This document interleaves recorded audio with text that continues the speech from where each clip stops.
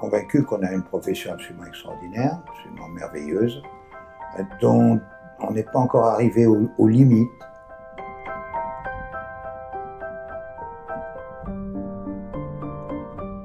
Comment est-ce qu'on peut être bipède avec un polygone de sustentation tellement réduit?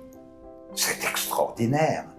Et c'est tellement extraordinaire qu'on ne peut pas s'étonner qu'il y ait un prix de la complexité à payer. Le prix de la complexité à payer, ça sera la pathologie. On ne peut pas s'étonner qu'il y ait des problèmes à une machine aussi complexe, aussi merveilleuse.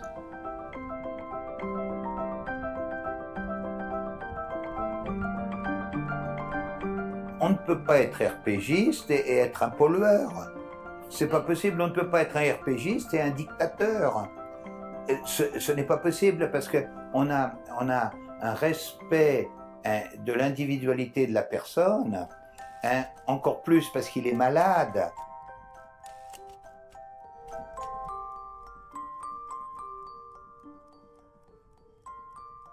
À quoi ça sert?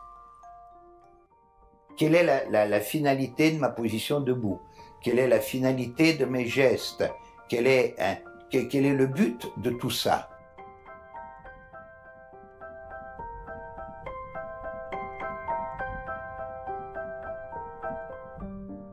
Seulement, c'est peut-être ce qui manque le plus dans notre 21e siècle.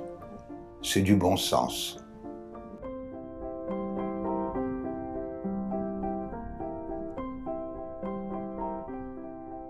Si ça ne s'inscrit pas dans l'harmonie de notre monde phénoménal, c'est faux. Et ça, c'est une des formations que j'ai faites avant de découvrir la RPG et que j'ai toujours en moi et que je garderai toujours.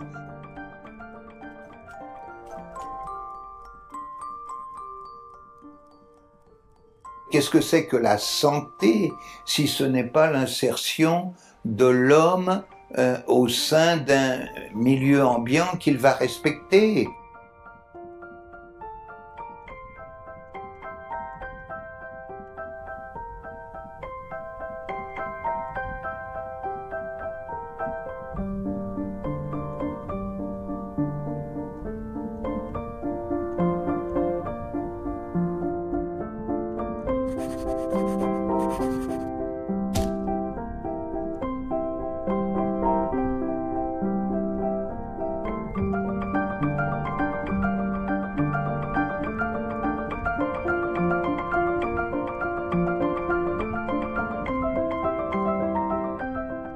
J'y suis arrivé un petit peu par hasard, parce qu'on m'a présenté ça comme un métier nouveau, il y avait encore tout à faire. Alors ça m'a semblé assez enthousiasmant et travailler dans le sens des sciences humaines, ça me changeait de ce que je faisais avant. Et j'ai trouvé que ça pouvait être intéressant. Mais les études ont été de l'époque, les études ont beaucoup évolué après. Mais à cette époque-là, les études ont été un petit peu décevantes, mais l'essentiel m'a beaucoup plu.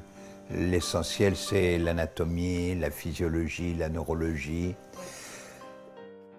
Comprendre comment fonctionne cette machine extraordinaire, ça m'a plu. Surtout la biomécanique, ça m'a beaucoup intéressé. Notre profession, je suis convaincu qu'elle est absolument merveilleuse. Elle est jeune, elle est née après la Seconde Guerre mondiale, pour réparer les blessés de la guerre. Et c'est logiquement préoccupé de mouvements, de rééduquer des gens qui ne pouvaient plus marcher, qui ne pouvaient plus bouger, etc. Mais on a un métier qui a simplement 60 ans, donc qui a besoin d'évolution. Oui, c'est pour ça que ça n'a pas été difficile pour moi de s'apercevoir qu'on avait oublié la fonction statique. Parce qu'il était relativement normal que notre métier se préoccupe de la fonction dynamique. Mais bien sûr que c'était relativement normal. C'était relativement normal qu'on aille vers la potentialisation musculaire. Si on est faible, c'est qu'on n'a pas des muscles assez puissants. Alors après, il fallait maintenant rentrer dans une autre logique et rééquilibrer les choses. Bien. C'est à travers l'observation et l'expérience que Philippe Souchard commence à s'interroger sur les aspects fondamentaux de la physiothérapie traditionnelle. Bien. Au niveau lombaire, lorsque on regarde quelqu'un qui se déplace, qui court, qui saute, etc., eh bien, on va évaluer sa fonction dynamique. Il saute haut, il court vite, etc. Mais lorsqu'on examine quelqu'un morphologiquement, il n'est pas en contraction musculaire. Il exerce son tonus et il exerce sa résistance fibroélastique. Alors, à la photo générale, quelle est la physiopathologie du système fibroélastique? Eh bien, on va voir que c'est de la rétraction. Ce qui veut dire que quand on va observer un patient qui a des déformations, eh bien, on ne peut observer que des rétractions. Elle est sympathique. Alors, elle a un petit peu...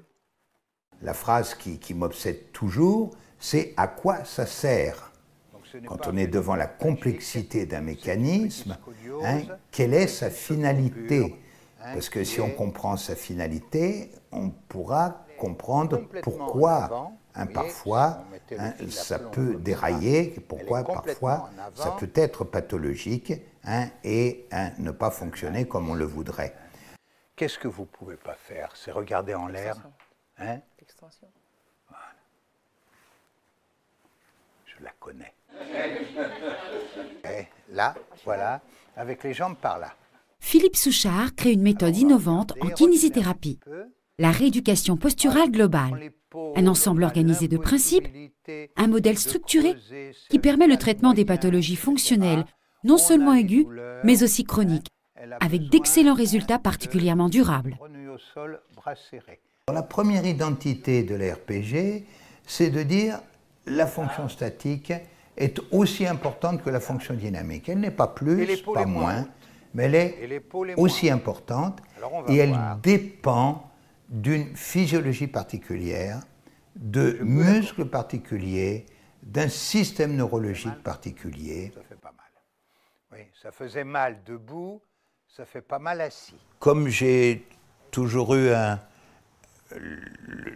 certain plaisir à structurer les choses, à expliquer les choses, à synthétiser les choses, ça m'a permis d'essayer de faire passer le message de façon structurée, de façon à ce que ça puisse s'enseigner.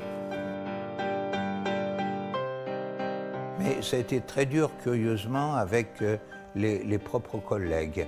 Les propres collègues qui avaient leur propre paradigme, leur façon de faire, et qui apparemment n'ont pas aimé être dérangés, remis en cause. Ça a été pris comme une critique de ce qui se faisait avant. Ça a été pour certains une agression par rapport aux façons anciennes de faire. J'ai passé 10 années très très difficiles. La première façon de réagir, c'est de dire ça ne fonctionnera jamais. La deuxième chose, bon, ça fonctionne peut-être, mais ce n'est pas scientifique. C'est pas scientifique, ça voudrait dire que la science, elle est gravée dans le marbre, elle est définitive. Mais non, pas du tout. Mais non, pas du tout. La médecine est millénaire et depuis Hippocrate, elle a évolué de façon absolument extraordinaire. Donc la science évolue. Alors, c'est pas scientifique aujourd'hui, mais ce qui n'est pas scientifique aujourd'hui, ça le sera demain. puisqu'il date de 1980. Il est dans ce livre qui a été la base de la rééducation posturale globale, qui s'appelle Le Champ clos.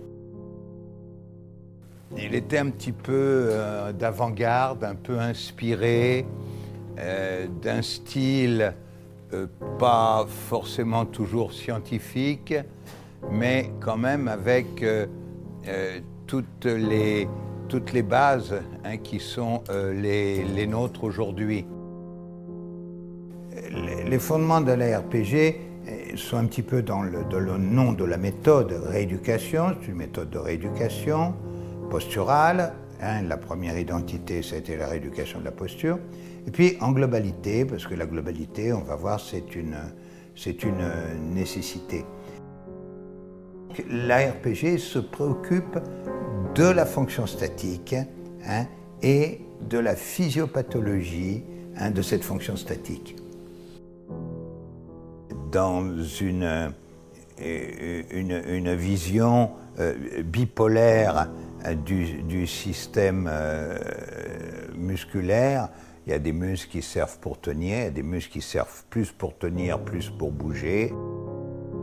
La RPG se base sur 3 principes fondamentaux: globalité, causalité et individualité.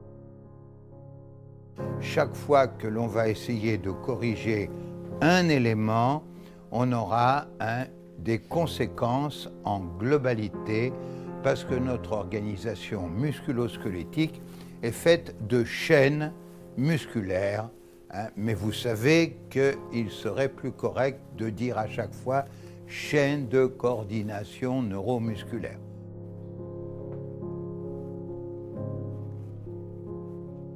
Chaque fois qu'on va toucher à quelque chose, on aura des compensations partout. Il faudra qu'on court partout pour corriger les compensations. Donc, c'est le premier principe, c'est la globalité des étirements. Une cause qui est, par exemple, une entorse de cheville, va avoir des effets de compensation. Et on va boiter, on va déséquilibrer le poids du corps, et puis on va créer une position lombaire antalgique qui va se fixer, par exemple. Et après, on va avoir des lombalgies. On va avoir des lombalgies, c'est-à-dire on va avoir des conséquences retardées et à distance d'une cause qui, parfois, le patient ne peut pas nous raconter. Comment est-ce qu'il va faire le rapport entre son entorse de cheville qu'il a eu il y a 1 an et puis la lombalgie qu'il a aujourd'hui. Et appuyer un petit peu le genou. Tous les jours, on est à la recherche d'un travail qui va garantir le futur en résolvant les causes. Pour ça, on emploie une globalité qui va remonter de la conséquence à la cause des problèmes en suivant le fil des muscles qui se sont rétractés pour compenser l'accident d'origine. Très bien. C'est le sacrum que je veux pomper. Il n'y a pas 2 êtres humains semblables, il n'y a pas de pathologie semblable. Et il faut traiter des malades et non pas des pathologies. Ça fait partie de sa globalité. Quand j'ai pompé le sacrum, elle a incliné la tête. D'accord? Alors c'est un phénomène bien connu en physique, qui est l'allongement des matériaux plasto- et viscoélastiques. C'est-à-dire, c'est le contraire de l'élasticité. L'élasticité, c'est revenir toujours à la même longueur. Et puis, le fluage, c'est gagner de la longueur. Eh bien, en RPG, on va utiliser le fluage, les règles du fluage. Et ce sont des règles extrêmement précises. Magnifique! Et comment on va utiliser la neurologie à notre profit pour allonger des muscles qui sont raccourcis. On va inhiber les muscles qu'on va étirer. Alors ça, c'est un phénomène neurologique que normalement on connaît en première année de physiothérapie. C'est l'innervation réciproque. Très bien. Le principe de la RPG, c'est d'additionner des principes qui sont basés sur l'allongement des matériaux musculaires, basés sur des principes physiques, le fluage, et puis des phénomènes neurologiques. Alors, en additionnant ces trois arguments, eh bien, on aura un effet sommatoire, c'est-à-dire on a une multiplication des effets. Ça va bien? Pas mal. Très bien. Mais vous allez voir que la RPG, ça fonctionne de façon tout à fait spectaculaire. Pourquoi? Parce qu'on a une sommation des effets.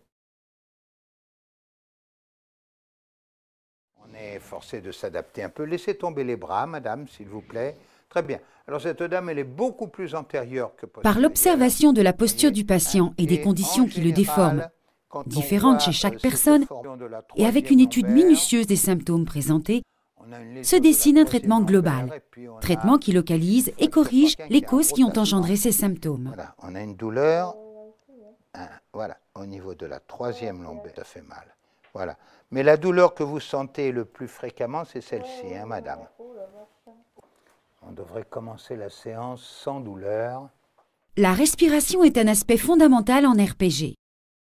Approfondir l'expiration réduit le tonus musculaire excessif et diminue la raideur fréquente de la musculature inspiratoire. Cette dame, elle ne veut pas ouvrir plus mal. Donc, on peut penser que l'ouverture du genou gauche va lui faire mal. Non, non, ça ne me dérange pas du tout. Vous êtes très bien comme ça. Et vous allez bien m'aider, n'est-ce pas? Voilà, écrasez, madame, s'il vous plaît. Madame, vous travaillez bien. Le soin des articulations est essentiel. Écrasez. Un des gestes de base de la RPG est la décompression ou décoaptation articulaire. Que cette dame, elle me fasse le samba. Les mains sont l'outil de base du thérapeute. Faire un petit peu de samba, madame. Laissez-moi faire, madame. Grâce à des étirements doux et progressifs, l'espace articulaire, souvent comprimé, est récupéré. Et vous allez écraser. La participation active du patient et la douceur et lenteur des gestes du thérapeute font de la RPG une thérapie qui ne comporte aucun risque. Très bien. Le RPGiste s'adapte avec respect à chaque patient. Oui, madame. Madame, vous travaillez très bien. On va demander au patient de maintenir certaines positions quand on évolue. Donc, ça demande sa participation. Mais dur, non. On soigne des enfants très jeunes, on soigne des grands-mères de 90 ans. Soufflez, madame, s'il vous plaît. Alors, nous serons limités, bien entendu, là, par la spécificité du patient. Alors, vous verrez qu'une séance de RPG, en général, ça prend 2 postures et ça dure 1 heure. Ça dure 1 heure et vous verrez les résultats entre vous. Vous verrez, mais c'est étonnant, les libérations qu'on peut obtenir parce qu'on fait intervenir le temps. Travaillez avec lui, vous êtes en très bonne main. Ah ben voilà, vous avez gagné.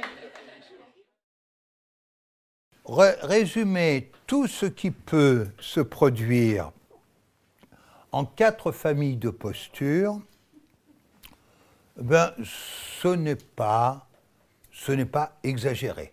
On sera forcé d'être capable de faire un examen qui nous permettra d'aboutir à la meilleure posture possible pour le patient en fonction de sa règle d'individualité. Alors, le choix de posture, ben, écoutez, c'est aussi important que le choix de l'itinéraire. Il y a 2 postures à faire, il y a celle-ci et une préférence. Et la curva lombar también. Siente más con scoliose cuando tiene dolor. La séance de RPG commence avec la description de la part du patient de ses symptômes et douleurs. Le thérapeute l'interroge sur les conditions et positions du corps qui influencent ces symptômes. On réalise une observation et une évaluation de la posture de la personne, ce qui permet de détecter les zones de rétraction musculaire, les déséquilibres et d'autres altérations de la morphologie. Incontré l'incanto d'esta colonna. Il coccigeo è más o menos al nivel de la marca. Duele más. Un poquito más. On définit les postures d'étirement indiquées pour chaque patient et les objectifs de correction dont il faut tenir compte pendant le traitement. Suite à l'observation directe, on passe à l'étude et à la vérification à l'aide de radiographie, de résonance et d'autres épreuves médicales complémentaires. Pour achever la définition des postures d'étirement que chaque patient requiert, on réalise un essai de correction dans chacune des différentes familles de postures, détectant ainsi les possibles relations entre la zone pathologique et d'autres parties du corps.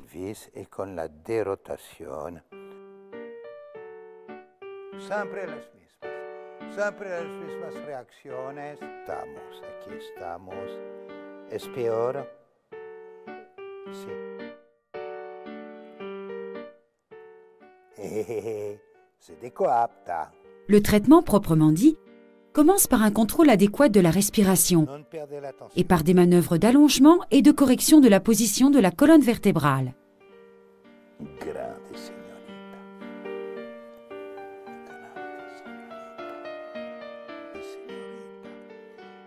La coopération du patient est fondamentale.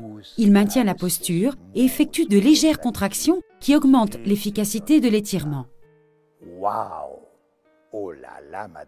À chaque séance, on utilise de différentes postures ou exercices d'étirement, y compris pendant la dernière phase, quelques séquences des postures les plus habituelles qui permettent l'intégration et l'utilisation des bénéfices obtenus. On obtient des résultats immédiats et durables, non seulement dans la correction de la morphologie, mais aussi dans le traitement des symptômes et des douleurs.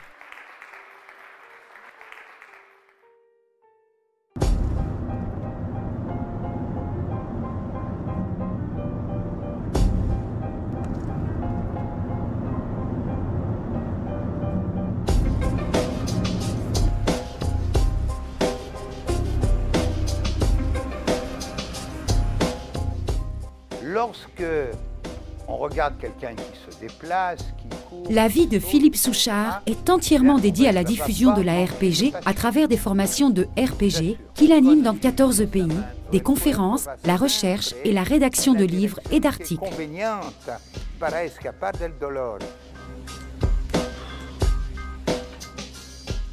Jusqu'à présent, il a publié 16 livres qui ont été traduits dans 5 langues.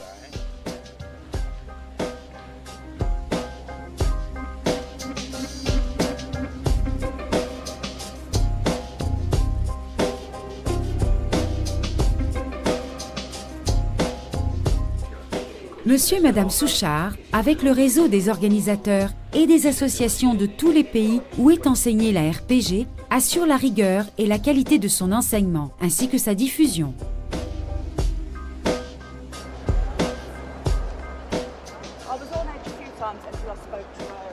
J'habite dans les aéroports. Je change de pays tous les 8 jours ou tous les 15 jours.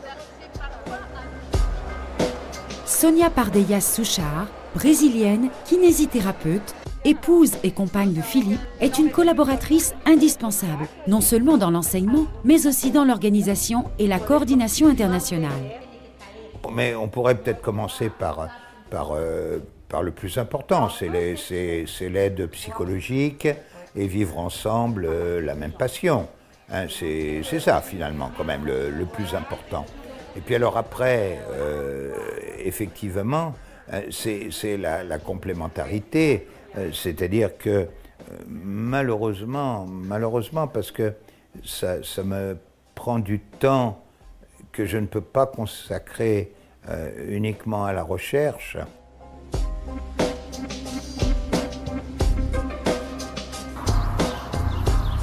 Saint-Mont, village au sud de la France, lieu emblématique et chargé d'histoire, où Philippe Souchard débuta sa carrière et développa sa méthode, est encore de nos jours le centre de référence de la RPG. À l'université de thérapie manuelle de Saint-Mond se trouvent le secrétariat et les salles de cours de la RPG en France, où Philippe Souchard continue à enseigner la totalité de la formation de base et où les formations supérieures sont régulièrement organisées.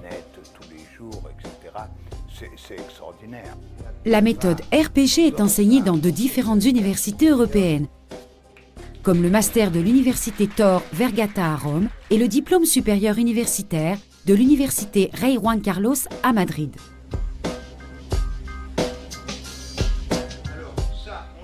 Il faut souligner la croissance considérable et l'expansion actuelle de la RPG en Amérique du Sud. La création des instituts Philippe Souchard de Sao Paulo et de Rio de Janeiro au Brésil, ainsi que la prochaine inauguration de celui de Buenos Aires en Argentine, en sont la preuve. Au sein de l'équipe de RPG, il y a 45 personnes. Il y a des personnes qui travaillent particulièrement justement sur les phénomènes de coordination et les relations entre l'automatique et le cérébral. Il y a des gens qui ont travaillé au niveau de l'accouchement, il y a des gens qui travaillent au niveau des muscles moteurs oculaires. Alors, ça ne dépend pas uniquement de moi, ça dépend aussi de tous ces bourgeons, de tous ces gens de l'équipe qui ont des idées, qui travaillent spécifiquement un champ d'application. On est dans une période d'excitation extraordinaire.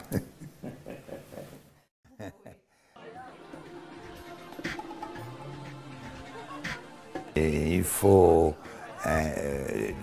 toujours maintenir l'esprit de famille, l'enthousiasme, le plaisir. Et en réalité, il y a 70% des membres de l'équipe de RPG, de professeurs et de moniteurs, qui sont avec moi depuis plus de 25 ans. C'est toujours les mêmes personnes. Mais il en est rentré d'autres et des plus jeunes. Il y a du sang nouveau. Mais sinon, il y a cette fidélité d'esprit de famille qui est une très grande force aussi. C'est une très grande force. Et c'est une chose rare et précieuse dans la vie, de pouvoir, avec des personnalités fortes, de pouvoir continuer à travailler ensemble. Petit à petit, de conférences en cours, et on arrive à 22 000 personnes qui ont été formées. Même si ce n'est pas tout le monde, même si ce n'est pas 100% des personnes que l'on forme qui vont continuer, qui vont être parmi les meilleurs, ceux qui continuent sont des personnes tout à fait respectables parce que c'est difficile. Et puis, c'est des personnes extraordinaires et ça m'encourage à continuer. Je n'arrêterai pas. Non. Non, non.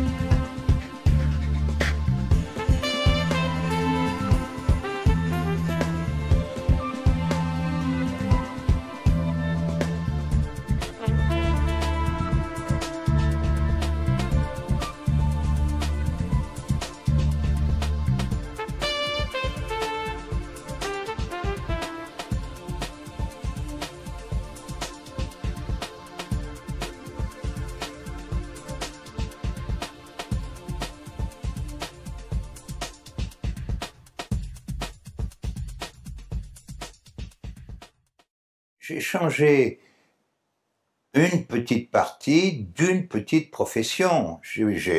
Ça n'a pas changé le monde. Maintenant, je crois qu'il y a des fondations suffisantes pour qu'il en reste quelque chose dans le futur.